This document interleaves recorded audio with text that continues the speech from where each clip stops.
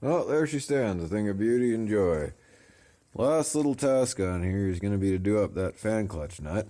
Now, it's 1 7/8. I obviously don't have a 1 7/8. It's a little bit tight, what for feeding a regular size wrench in there.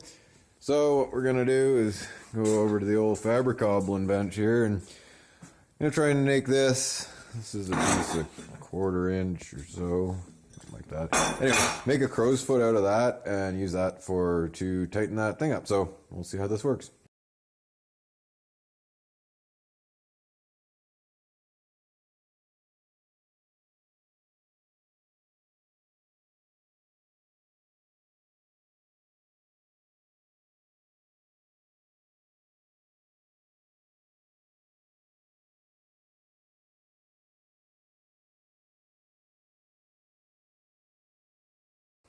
Okay, so we got our blank cut out, and now we got to figure out how to make it twistable with a torque wrench. So there's two ways that I could do this. I could either cut a square hole in it. I know AVE's got a video on how to cut square holes. I've tried it. It didn't work very well for me.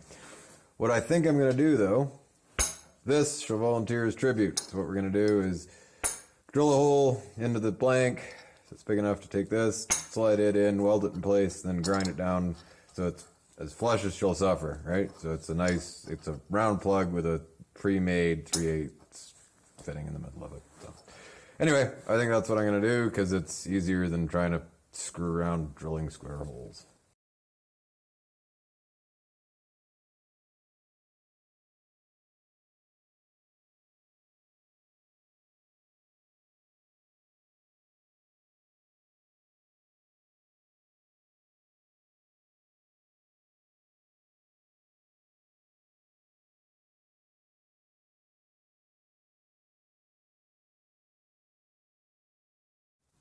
There you go, from raw materials to the finished tool in no time flat. Now it's just time to tighten that nut.